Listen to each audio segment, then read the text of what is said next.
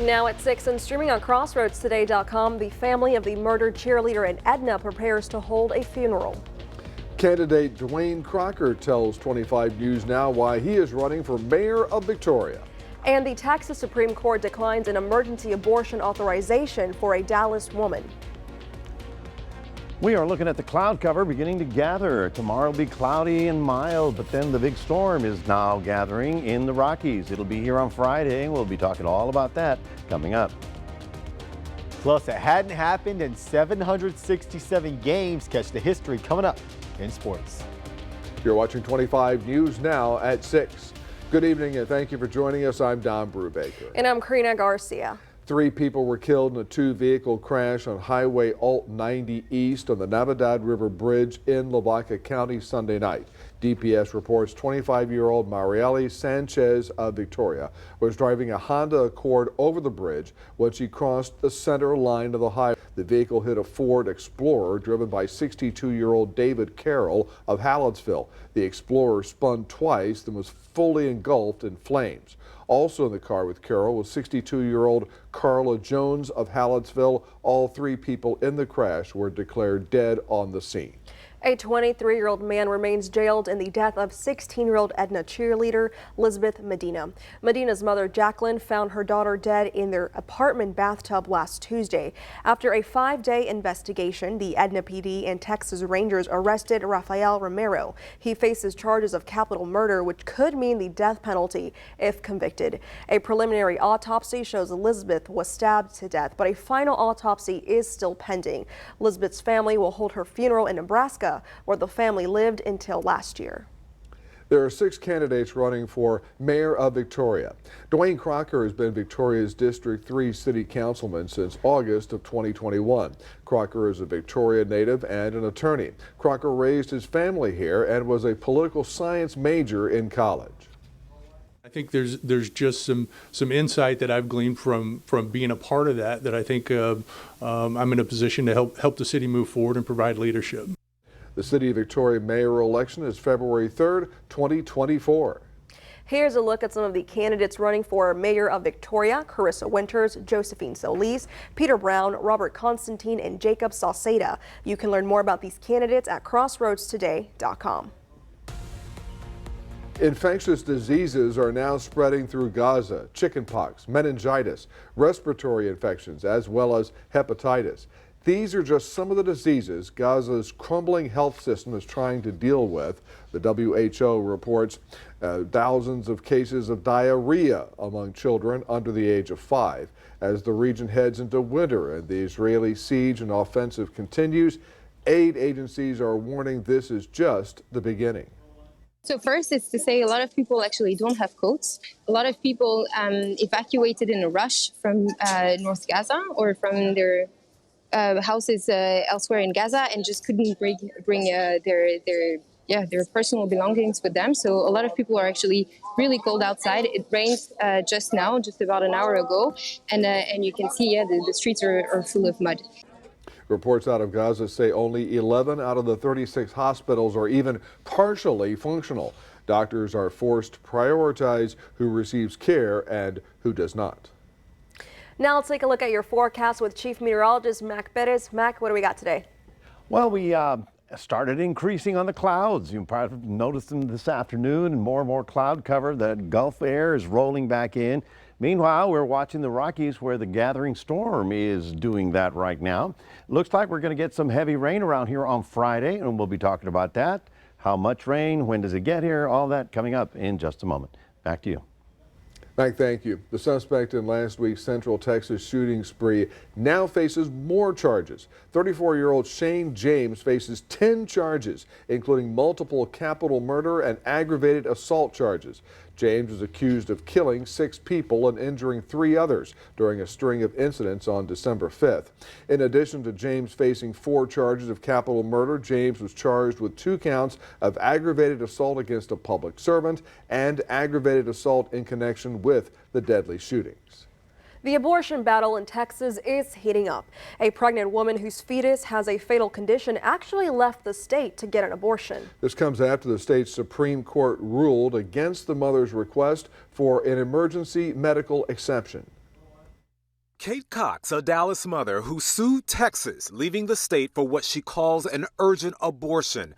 The 31-year-old, now 20 weeks pregnant, says doctors determined her fetus has a low survival rate. And the longer she continued the pregnancy, the greater risk to her health and fertility. And I could see in this case, surely I would qualify for that exemption. Initially, she was granted permission for an abortion by a lower court. I am going to grant the temporary restraining order. But that decision appealed by Attorney General Ken Paxton, asking the High Court to reverse the order. On Monday, it was shuttered by the all-Republican state Supreme Court. The justices unanimously denying her abortion, ruling her pregnancy risk didn't meet the state's qualifications, including to prevent major bodily harm or save the life of the mother. This doctor slamming the decision. They clearly want to continue to be able to control people's lives instead of allowing physicians to make the medical decisions that make the best sense for them and their patients. Attorneys representing Cox say she has received offers to help with her abortion in places like Colorado and Canada. I also hope that people can see themselves in Kate and her family, as so many people can relate to, the tragic loss of a wanted pregnancy. And when you add on top of that the cruel and inhumane treatment that her state has put her through, it's truly unimaginable. Cox attorneys are not sharing details about her final decision. Now, a similar case is playing out in a Kentucky state court. Tim Pulliam, ABC News, Los Angeles.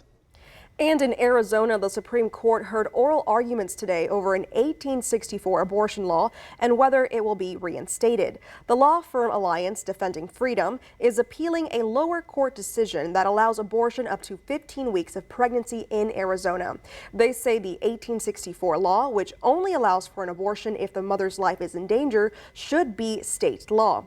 During the hearing, the justices aggressively quizzed attorneys on both sides of the issue, focusing frequently on the fact that the 15-week ban enacted last year did not require or rather feature any language making clear whether it was designed to repeal or replace the 1864 ban. I want to be certain that what transpired in Texas over the last several days never happens in Arizona. The outcome of the case will dictate which abortion ban the state must enforce, whether that be the ban enacted in 1864 or the 2022 law that bans most abortions after 15 weeks. The families of 4 soldiers who died while serving in Operation Lone Star will receive financial benefits. Attorney General Ken Paxton announced he awarded 4 lump sum payments for the fallen soldiers in cooperation with a new law passed by the 88th Texas legislature. The law provides that the surviving spouse, child, or parent will receive the benefit if the soldier died while on active duty in connection with Operation Lone Star. Today, Paxton filed a lawsuit seeking damages and a permanent injunction against the Austin-based company VA Claims Insider. The Texas Tribune reports Paxton charges the company engages in, quote, false, misleading, and deceptive acts and practices, unquote. Paxton's complaint charges that the company promotes certain services as free before locking veterans into contracts that demand huge sums, including for potentially illegal services or assistance it does not provide. The company denied wrongdoing. A federal judge in Texas upheld the state's TikTok ban on official devices and networks in the state. KSAT reports U.S. District Court Judge Robert Pittman says the state's ban on official devices is not a restraint on speech and noted that public university faculty maintain the right to use TikTok on their personal devices, but a lawsuit now claims these restrictions violate the First Amendment. Remember to subscribe to our YouTube channel, Crossroads Today. Hit the like button and click the notification bell so you can see Crossroads Today on YouTube. Stay with us in New York. Attorneys rest their case against former President Donald Trump. That's coming up on 25 News now at 6. Also ahead, a new inflation report says we might be getting a break this holiday season.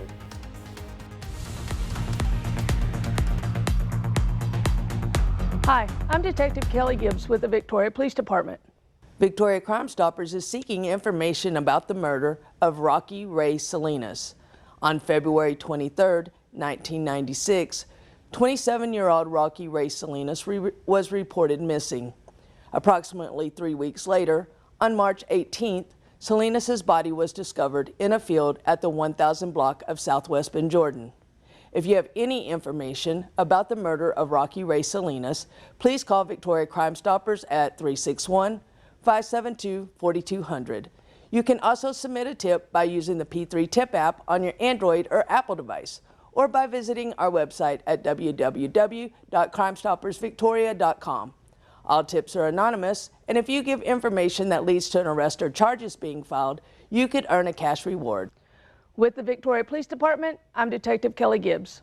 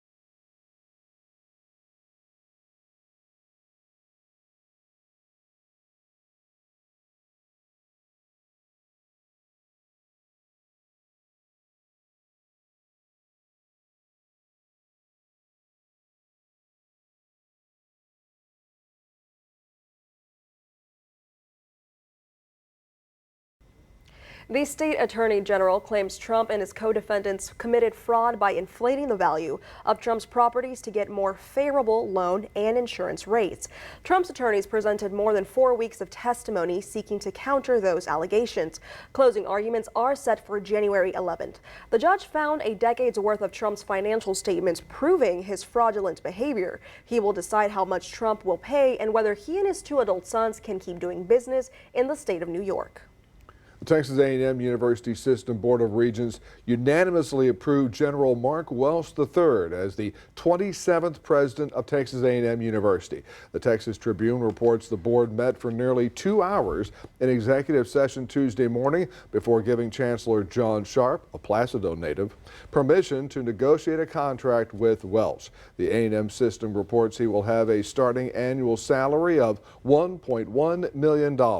Welsh has served as university president in an interim role since July. U.S. consumer price inflation cooled further last month. That's according to the latest data from the Bureau of Labor Statistics. One of the reasons for the slight drop is falling gas prices. But even with the encouraging trend, a closer look at the numbers shows prices in some sectors are still rising. Stocks inching higher during the trading day Tuesday after the release of new figures from the Bureau of Labor Statistics continue to show inflation is easing. The latest consumer price index rose 3.1% for the 12 months ending in November, showing a slight decline from the 3.2% in October. Compared to pre-pandemic levels, prices are still higher. The good news is that inflation peaked a long time ago. Gas prices sank 5.8% from October, driving the drop in CPI. But the cost of shelter still shows no signs of easing. We still have higher costs for shelter and services overall, so there's still a bit of a battle going on out there with respect to prices. Food prices, on the other hand, moderated from the month before, with inflation down nearly 2/3 from its peak of 9.1% last June. President Biden is celebrating progress. America's had the strongest growth and now is the lowest inflation of any major economy in the world, but there's more to do. When taking out more volatile components like food and gas prices, core CPI rose 0.3% from October, leaving the year-over-year growth rate unchanged at 4%, the lowest it's been since September 2021. Inflation has moderated somewhat more quickly than expected of late, and so we could get a pleasant surprise that inflation is not nearly the factor that we might have thought in the coming year. I'm Ivan Rodriguez reporting.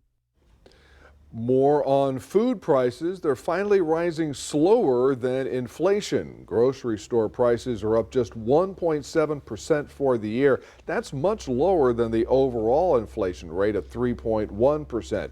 Now, there are exceptions. Frozen juice is up 18.6%, and beef and veal prices are up 8.7%. Due to rising labor costs, restaurant prices are up 5.3%. Up until now, overall food prices had outpaced inflation for nearly 2 years. So here is your Vera poll this evening. You can scan that QR code on your screen to vote. The question is, are you spending more or less than the average $386.92 in grocery prices? More or less are your options today, and it looks like 72% stand at more and 28% stand at less. Thank you for voting. We want to hear from you. Come to crossroadstoday.com/vote to take part. And of course, we're going to have an update on 25 News Now at 10. How about a weather update with Mac first? Yeah, that's right. Yeah, we're looking at the cloud cover, as you see right about there. It's pretty thick. In fact, we may even see a few sprinkles tonight and tomorrow, but the main event is still on Friday when significant rainfall starts coming into the area. Right now, we're at 62 degrees. Tomorrow, we're probably not going to make it to 72. We'll probably stay in the 60s. That was our high today after that 44 morning low. Now, how much rain, when the rain, all that coming up in just a moment. Stay tuned.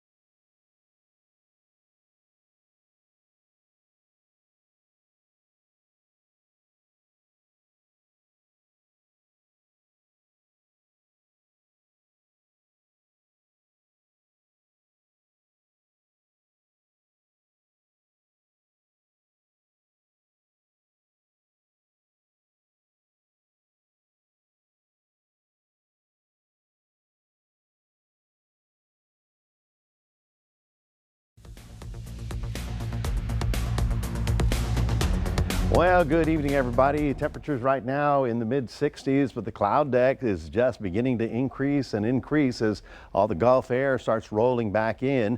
We, of course, are looking at the winds picking up today. They're up to 25 miles an hour in the blue that you see right about there. Those are the gusts. So sustained at 13, up to 20. That southeast and east wind is pumping back all that moisture that got blown away over the weekend. And now we're getting it from both sides. We're getting the Gulf air bringing us a few little light showers just beginning to move ashore now. So you may see a little sprinkle or two tonight and tomorrow, but this is not the main event. The main event is still a little bit far away. As a matter of fact, it's right about here in the Southern Rockies. This is a gathering winter storm. It's a big storm for the Rockies. It'll be bringing us some substantial rainfall on Friday. But the rest of the country is really going to get a lot more of it than we are getting. As you can see right about there, all these areas in pink are all under winter weather advisories. So pretty much Taos, New Mexico, all the way over into North Texas. So Clayton is under the gun as well. So is southern Colorado, Alamosa, all those areas. If you know the mountain range That's where it's beginning. And then it rolls across Texas and into our area. So here's what we expect on Future Tracker. This is tomorrow at 7 o'clock. The storm gathers, the snow begins, and then as we get to Thursday, you can see how it sort of intensifies and starts rolling into far west Texas. This is going to be really interesting because far west Texas, you know, it's usually dry and it's been drier than normal. So if it gets the rain that's expected here, people are going to be dancing in the fields, if you know what I mean. And then as we get to Friday, you can see right there, it's right on top of us, okay? So we are going to be looking at possibly over a half an inch to maybe an inch of rain. That is not enough for flooding, but enough to get your attention. So it's not going to be a little mamby-pamby drizzle. It's going to be a substantial rainfall late Friday night into Saturday morning. And then as we get to Saturday, you can see how the low pulls away, the drier air rolls in, then all of a sudden things settle down as far as we're concerned. Saturday evening and Sunday are going to be fairly nice. No major problems there. So here are the overnight low temperatures. This is kind of weird. They're going to be staying the same. So watch, we're at 62 tomorrow. We're actually cooler tomorrow afternoon with all that cloud cover rolling around the area. So there's not a lot of change in the temperature over the next couple of days because of the, shall we, whoops, okay, wait. I kind of messed this up. So I'm trying to get to my 7-day forecast. Watch, let me see if I can do it right here. Okay, here we go. Fort Lavaca, look at this. Temperature staying 63 to 65 to 64 with clouds getting thicker. And then in Cuero, we're going to be 58, 59, 59. That's not a very big thermometer there with overcast skies. And then the 7-day forecast. Here's what we expect. A drizzle or two tomorrow, a drizzle or two on Thursday. Significant rainfall Friday with heavy showers. The front comes through at night, sundown, about 8 or 9 o'clock at night. And then the rain is overnight into Saturday morning. By Saturday afternoon and evening, we'll start clearing up. We'll get a little breezy and we'll only have a high of 58. But most of your Sunday will be very nice. It's Friday night when a lot of people do traveling. That you need to consider that all of Texas is going to be under the gun of this one particular storm. That's your 7-day forecast, reminding everybody we do have a QR code. Love for you to scan that. Put Crossroads Today on your phone. Here's Karina. Thank you, Mac. And now here's Zach Brown with your sports. The Rockets and Spurs going at it. One team has a very good streak. The other desperate to end theirs. I'll have that in sports.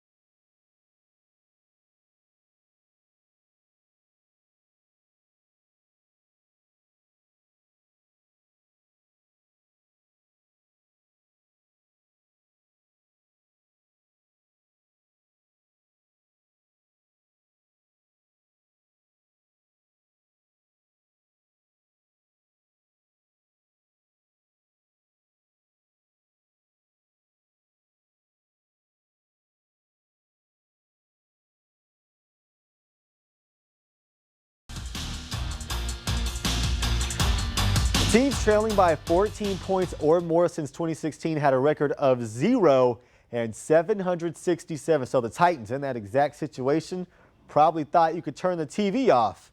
Or could you? The Titans, with about 2 minutes and 40 seconds left, able to get on the board. Suddenly it's just a one-score game. The defense stands strong for the Titans, and just 45 seconds later find themselves right back in a goal-to-go situation. And You already know who they're going to give it to. King Henry. Will Levis fired up. That scoring drive went 64 yards in just 26 seconds. The Dolphins could not muster anything as Tua goes down to close out the game. Titans' incredible comeback win, 28-27.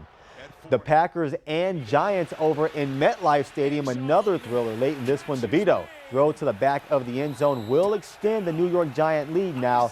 Late in the fourth quarter, you're going to give it to Saquon looking for the dagger, and Barkley in the open field, but he's going to trip, and he just simply loses the football. All of a sudden, Gang Green with a chance to snatch victory from the jaws of defeat. Jordan Love, impressive throw, and even more impressive catch to stay in bounds, but they left too much time for DeVito. He helped set up the game-winning field goal as time expires. The Giants escape. Final score 24-22.